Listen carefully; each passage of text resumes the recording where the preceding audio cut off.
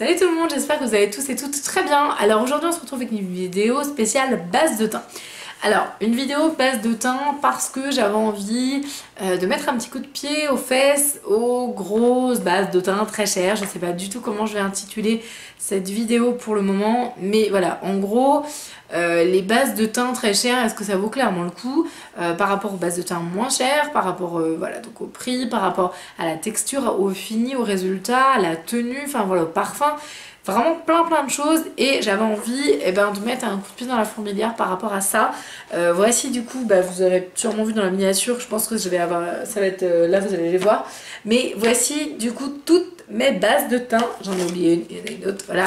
J'en ai vraiment beaucoup, j'en teste des tonnes depuis des années et j'avais envie tout simplement de vous donner mon avis sur les bases de teint chères et les bases de teint pas chères. Alors pour le moment, voici les bases de teint pas cher que je possède. J'en ai pas énormément parce qu'en fait du coup j'en utilise peu tout simplement. J'ai donc la Nivea Shave Burn que j'utilise depuis des années maintenant. J'ai le tout petit baume là comme ça, l'Anti-Shine Baume de Makeup Revolution.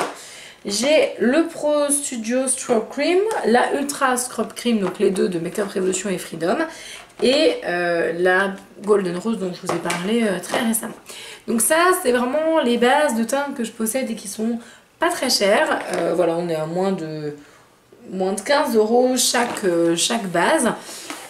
Et maintenant je vais vous montrer les bases de teint les plus chères, enfin les autres en fait que j'ai. Et vous allez voir qu'il y en a quand même pas mal. Voilà, tout ça pour vous dire, bon là j'ai la BK, alors du coup c'est l'embellisseur scintillant et tout, le fameux Moonstone là que j'aime beaucoup, contrairement à l'autre que j'aimais pas. Mais voilà, du coup il n'y a plus de place dans la boîte. Mais voici les bases chères que je possède. Et j'ai envie de vous faire un petit topo sur ces bases là pour que pour vous expliquer en fait pourquoi à mon sens elles sont chères, mais ça, des fois ça ne vaut pas forcément le coup. Bon, on va commencer par la BK. Alors bon, la BK vous savez que je l'adore, elle est super bien. Je la détestais en fait au début parce que j'avais pas la bonne teinte, j'avais tout simplement la teinte opale. Là du coup j'ai la teinte Moonstone que mon chéri m'a offert. J'aime beaucoup le produit, j'aime beaucoup le packaging, je le trouve excessivement joli et puis c'est vraiment un produit plaisir en fait, que j'ai vraiment plaisir à utiliser. C'est un produit que j'utilise pas spécialement en base de teint, je le mélange plutôt parce qu'en base de teint j'aimais pas trop le rendu. Donc bon, ce produit là il est un petit peu légèrement à part, mais voilà, mais ça reste plus un produit plaisir en fait que j'ai à utiliser pour ce produit BK. Bon alors vous le savez, Urbanique et moi, c'est une grande histoire d'amour, ou pas, des fois il y a des produits que j'aime moins. Ces bases là, la meuf qu'on a je sais pas combien, ce sont les anciennes du coup qui n'existent plus maintenant. Vous avez du coup la Brightening and Tightening et la, j'arrive même plus avec leur nom, la Pore Perfecting. Celle-ci étant vraiment une texture un peu blur qu'on va chauffer en fait dans les doigts, qu'on va mettre vraiment sur la zone en massant à l'application. Et la Brightening and Tightening c'est plus une texture crème un peu gel avec un effet tenseur. Donc ça c'est vraiment ces deux bases là. Ça a vraiment été des bases que j'ai adorées, que j'ai utilisées de tout cœur et dans lesquelles j'ai aimé mettre mon argent parce que ça m'a fait plaisir. Parce que c'est une marque que j'aime. Et parce que, pour le coup, j'aimais vraiment la texture des produits. Notamment la Brightening and Tightening, je l'adorais. Je dis ça parce que du coup il n'y en a plus, donc bon, j'ai pas testé leur nouvelle base. Mais j'adorais vraiment cette base parce que la texture était vraiment super fraîche. Et j'avais l'impression vraiment que le make-up tenait mieux, qu'il y avait un réel effet en fait sur ma peau. Ensuite on va passer à deux produits que j'aime pas du tout. Voilà, parce que du coup c'est important, voilà, il y en a que j'aime, d'autres que j'aime moins. Dans les plus chers et dans les moins chers aussi, c'est normal. Donc on va parler de ces deux produits là. Alors je ne suis pas du tout une fan du Professional. C'est un produit que j'aime pas du tout. Je trouve que moi personnellement le silicone, enfin ce silicone là, parce que vous avez plusieurs types de silicone, mais les silicones qui sont présents du coup dans ces effets un peu blur, extrêmement épais, et totalement le Pore Perfecting d'Urban, ça me le fait pas du tout. Mais alors ces deux là, ça me fait des boutons, des micro-kystes, tout ce qu'il y a de plus glamour au monde. C'est juste pas possible. Alors oui, certes, il n'y a pas de corps gras et tout, mais le diméthicone, tout ce qui est silicone, vraiment les dérivés en fait me bouchent les pores, clairement, enfin soyons honnêtes. et je trouve que pour le prix c'est juste abusé. C'est-à-dire que vous avez des personnes sur lesquelles le professionnel va agir, et celui-là hein, c'est pareil, hein, la Step One. Alors là c'est la lissante, c'est la moins pire, on va dire la matifiante, celle qui est la numéro 1 je crois, je sais plus c'est combien celui-là. Je sais plus, mais en gros celle qui est un tout petit peu plus foncée que ça, c'est même pas la peine. Si vous avez une peau qui a tendance à faire des boutons, ne la prenez même pas, vous allez avoir des boutons partout. Alors certes, votre peau elle va être belle visuellement, en fait ces produits là c'est vraiment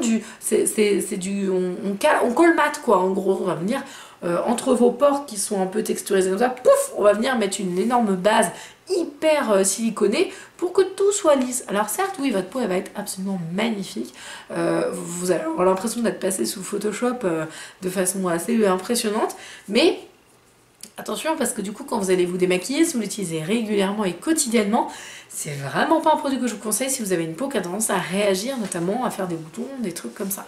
Donc ça c'est vraiment deux produits que je déteste et dans lesquels je suis un peu triste d'avoir mis mes sous. Alors là vous avez un petit échantillon, donc du coup je vais pas acheter, c'est un échantillon de la Prime Time et qui est un peu dans le même objectif que ce que je vous ai parlé il y a 2 minutes.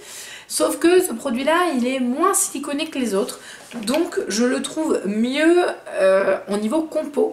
Et ça lui donne un peu plus de légitimité parce que vous n'avez... Enfin, en tout cas, moi j'ai eu beaucoup moins de boutons. En revanche, c'est une texture gel, transparente, qui est un peu à la limite sèche. Je sais pas trop comment l'expliquer, mais c'est vraiment ce rendu-là en fait que ça me fait. Et j'aime pas trop la texture. Elle est mieux, par contre, du coup, si vous avez une peau mixte à grasse, c'est la Prime Time hein, de Bare Minerals, je vous l'ai pas dit. Mais je la trouve un peu mieux dans le sens de... ça va moins vous faire réagir parce que le silicone est plus léger dedans et il y en a moins, je pense, surtout dans celle-ci. Là, les 4 produits que je vais vous présenter, c'est vraiment les marques luxe, les marques où c'est abusé de mettre un prix pareil dans une base. Pour moi, ça reste que mon avis, on va dire. Chez Chanel, j'en ai 2. J'ai l'Hydra Beauty Flash qui est un peu dans un effet blur. C'est donc un baume hydratant, perfecteur et instantané. Alors, confort, grain de peau uniforme, éclat. Oui, on est d'accord. Parfum absolument divin, ça sent Chanel, ça sent si jamais vous avez l'occasion de sentir en parfumerie, ça sent la gamme Hydra Beauty en fait, tout simplement, parce que c'est cette ligne là, ça sent le camélia, c'est d'une légèreté, c'est féminin, c'est délicat, ça sent trop bon, bref, en gros, la sensorialité du produit est extraordinaire. Excusez-moi, j'ai fait des swatchs avant, donc du coup j'ai la main un peu rose. Vous êtes sur une texture qui est extrêmement fine, c'est-à-dire que le silicone et l'effet un peu blur qu'on va avoir dans celle-ci, ce parfum c'est une tuerie. Le silicone que vous allez avoir dans celle-ci est vraiment beaucoup plus travaillé, beaucoup plus fin, ce qui fait que vous risquez d'avoir moins de boutons, mais du coup si vous réagissez quand même assez sévèrement au silicone, il est tout à fait possible que vous en ayez avec ce genre de produit là. J'aime bien le fait qu'on soit sur de l'éclat et non pas que sur un produit qui va colmater comme je dirais, et là il y a ce côté lumière que j'aime bien, qui en fait un produit à mon sens pas mal, mais qui ne vaut clairement pas son prix du tout, c'est juste pas possible. Et c'est voilà, enfin c'est 30 ml, c'est dans la gamme Hydra Beauty, enfin voilà, ils sont assez excessifs vraiment en termes de tarifs. Alors ensuite on a donc toujours chez Chanel le blanc de Chanel. Alors ça c'est vraiment une base que moi j'aime personnellement et que je rachèterai parce que j'aime cette base. C'est la deuxième que j'achète et du coup je crois qu'il en reste, je dirais elle est un bon tiers. C'est une base que j'utilise très quotidiennement, ça se voit parce qu'elle est toute dégueulasse. C'est une base qui est absolument pas siliconée, donc qui est beaucoup plus légère en texture et surtout c'est une base qui va donner de la lumière, mais c'est vraiment une base éclat. Ça, c'est assez impressionnant. En revanche, je n'aime pas du tout la texture. C'est très bizarre d'ailleurs, je m'en sers tous les jours. Elle est, je ne sais pas si on... Non, on voit pas très bien. Elle est assez opaque en fait, ce qui fait que quand on la met, c'est vraiment le blanc Chanel quoi. Vous êtes blanche quoi. Donc la texture elle est un peu poudrée, enfin c'est une crème au départ, puis après c'est un peu poudré, un peu sec. Donc ça manque de confort à mon sens, mais j'adore cette base parce qu'elle me donne un teint lumineux. C'est vraiment la base qui me donne le teint le plus lumineux, pas dans le sens le teint le plus pailleté, le plus lumineux, glow, mais dans le sens le teint le plus frais, le plus éclatants en fait, en gros on va dire. Et ça c'est vraiment un produit que j'adore franchement et que je vous recommande et que j'aime. Et celui-ci, je mets l'argent dedans, il n'y a pas de souci. Contrairement aux deux autres qui vont suivre et dont je vais vous parler après. Alors ces deux-là, clairement, c'est juste pas possible. Je les mets dans le même panier exactement. Il y a juste une toute petite nuance en fait. Donc là c'est le Guerlain, c'est le Météorite Perle, la base perfectrice anti-terne. Et celui-ci c'est la touche éclat Blur Primer. Alors, donc d'Yves Saint Laurent, pardon, mais ça c'est Guerlain. Clairement au niveau prix c'est juste pas possible de faire plus cher pour une base de teint. Là, la météorite, donc vous avez des perles à l'intérieur, c'est magnifique, ça sent bon, c'est Guerlain, le packaging est sublime, tout ce que vous voulez, ça on peut pas lui reprocher. Il est absolument divin, ça fait rien sur le teint, il n'y a rien du tout que dalle, enfin vraiment c'est juste pas possible. Quand vous mettez sur votre main le produit, donc vous avez une espèce de texture un peu gelée comme ça, qui est hyper sensorielle, c'est très agréable. C'est une texture un peu comme de l'eau, ça sent la violette, c'est absolument magique, enfin, je veux dire c'est du Guerlain, il n'y a pas de problème. Ça vous fait des espèces de petites paillettes, mais du coup pas sur votre visage, ça reste sur votre main, parce que je sais pas pourquoi ça s'accroche pas sur votre visage. S'il y en a, c'est très mal réparti, donc il n'y a pas du tout une uniformité en fait au niveau du glow, parce que je pense que c'est l'idée de ce produit-là, j'ai bien l'envers, l'idée de ce produit-là c'était d'avoir un glow au moment où le glow n'existait pas, quoi. En gros ils ont voulu inventer le glow avant les autres. Sauf que ça fait pas tenir votre fond de teint, ça hydrate pas plus que ça, il n'y a pas du tout de souplesse dans le... Non, non et non, ça c'est juste pas possible. Alors ensuite la base de Yves Saint Laurent. Alors je sais pas trop en fait celle-ci parce que franchement la texture c'est vraiment assez épais en fait. Elle est vraiment très épaisse, ce qui fait, je sais pas si vous voyez la base Sephora. La base Sephora grise là qui est trop épaisse, enfin, moi je l'aime pas cette base du tout. Ça fait une texture bizarre au niveau des doigts après quand vous l'avez mis, on a l'impression que vous avez les doigts super gras. Et ben cette base là c'est exactement la même chose, c'est une base blur, donc c'est une base qui colmate, comblante. C'est une base éclat parce que vous avez des perles, de lumière, de je sais pas quoi, quel météorite qui est tombé, bref vous avez des espèces de poudre et de la paillette un petit peu dorée. Alors certes oui pour la lumière, pour l'effet réflecteur de lumière, parce que vous avez une paillette dorée tous les 50 cm, donc c'est pas très intéressant. Et surtout c'est vraiment blur quoi. Et là clairement si vous supportez pas le blur, c'est juste pas possible, ne mettez pas votre argent là-dedans, vous allez avoir des boutons. Au niveau de la texture, si vous l'essayez en magasin, je déteste cette texture, c'est affreux. Bref. Donc ça, c'est vraiment mon avis sur les bases très chères. Et donc pour ce qui est des produits qui restent, donc pour les bases, on va dire accessibles et abordables, je vais vous en parler assez rapidement. Pour tout ce qui est glow, je vous recommande du coup l'Ultra Strobe Cream et la Pro Studio Strobe Cream. Les deux sont excellentes, il y en a une qui est un petit peu plus iridescente, un peu plus holographique, c'est celle-ci. Et la Ultra Strobe, elle a vraiment un ton un peu doré, un peu vraiment strobing quoi, donc la lumière. Les deux sont hyper bien, j'ai pas l'impression qu'il y a du silicone dedans, il y en a, pardon, autant pour moi. Il y en a, mais ce sont des silicones qui sont assez fins parce qu'on ne les sent pas du tout au niveau de la texture, ce qui fait que vous n'allez pas avoir l'effet colmatant. Au contraire, c'est une texture crème qui est beaucoup plus appréciable au niveau du rendu. Enfin, je trouve que la peau, elle est beaucoup plus confortable, beaucoup plus belle. Donc là, vraiment, moi, celle-ci, je les adore et je m'en sers du coup tous les jours quasiment. Dans le même esprit, vous avez la Primer Luminous Finish. Je vous en ai fait une revue un petit peu plus détaillée du coup dans la vidéo Golden Rose que j'ai tournée et que je pense que vous allez voir juste avant cette vidéo là. Donc voilà, donc elle est très bien, c'est une base en fait assez fraîche, assez légère, qui se présente en flacon pompe comme ça. Donc c'est un produit qui est assez léger, lumineux, avec des légères nacres, mais tout en subtilité, non pas comme les deux autres que je viens de vous présenter, qui elles sont clairement là pour faire du glow. Là, c'est juste pour vous illuminer le teint, et j'aime beaucoup la texture parce qu'elle est assez fine. Ensuite, on a le tout petit Anti-Shine Balm de Makeup Revolution qui clairement pour moi est un professionnel mais en version compacte. Donc on en prend très très peu, on chauffe dans la main. Vous allez venir masser en fait directement la base. Et par contre celui-là c'est un truc de malade. Ça vous fait le teint mat de chez Mat. Et il est pas du tout épais, il fait vraiment cet effet Photoshop. Et il coûte 2 2 francs 6 sous, enfin il coûte rien du tout ce petit produit là. Celui-là c'est celui que j'avais eu dans le calendrier de l'Avent de Make Up Revolution et que j'avais justement adoré parce que je l'ai trouvé vraiment super efficace.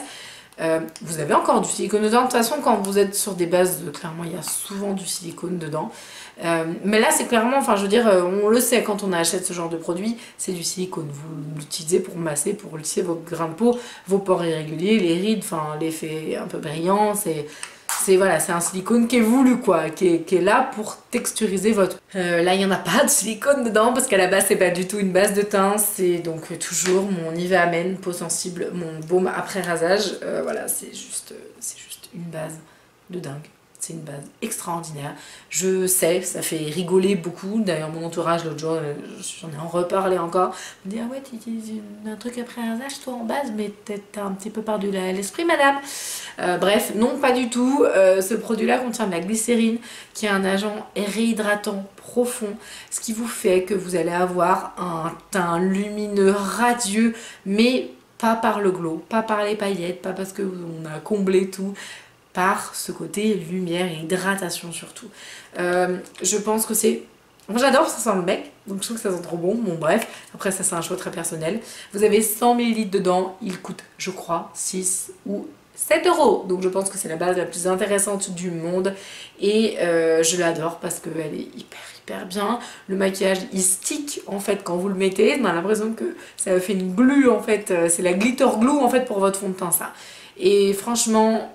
faut juste passer la barrière psychologique de se dire je me mets un baume après rasage pour homme sur le visage en base de maquillage et après tout va bien, il n'y a pas de souci. Elle tient super bien, le rendu est beau, le rendu est satiné, confortable, enfin tout ce que vous voulez. C'est la meilleure base des moins chers que j'ai à vous présenter. Alors au final, est-ce qu'on peut récapituler un peu tout ce bazar? Il y a des bases qui sont excessivement chères qui n'en valent absolument pas le coup. Je pense que vous avez vu desquelles je parle. Clairement, ça sert à rien de mettre 50, 60, enfin bref, je trouve ça aberrant et même les marques, je trouve ça aberrant pour un produit qu'on va mettre sous votre, sur votre crème de jour et sous votre fond de teint et qu'on va même pas voir visuellement. Je trouve que c'est absolument aberrant. Alors certes, il y en a qui vont faire un peu plus de texture que d'autres, mais si vous avez une peau à tendance réactive et que vous savez que vous allez avoir des problèmes avec le silicone, enfin j'ai envie de vous dire, entre la moins chère et la plus chère, prenez les moins chères. Enfin, au moins, si vous en avez des réactions au silicone, vaut mieux avoir mis 10 € dans un produit plutôt que 60, c'est quand même plus sympa. Donc en tout cas, ça c'est mon opinion. Vous avez des bases qui sont excessivement bien dans les deux cas, c'est-à-dire que dans les bases très chères, j'en ai qui sont bien, que je vous ai présenté tout à l'heure, que j'aime. Et dans les bases qui sont un petit peu moins chères, vous en avez des excellentes.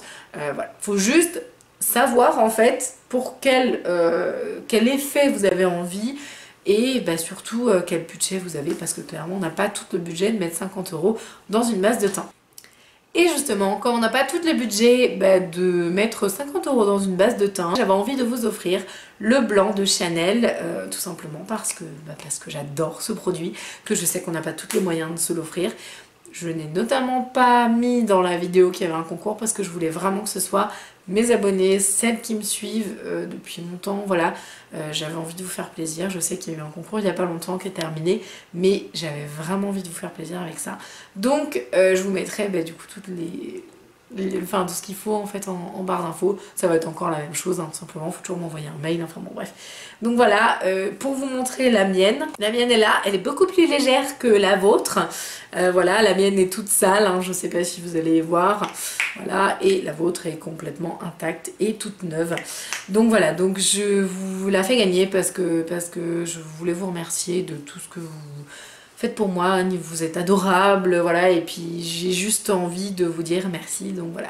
Je vous fais gagner un petit produit Chanel, j'espère que ça vous fait plaisir. En tout cas, j'espère que cette vidéo, elle vous aura été utile surtout pour prendre votre décision. En attendant, je vous embrasse de tout mon cœur et je vous dis à la prochaine. Salut!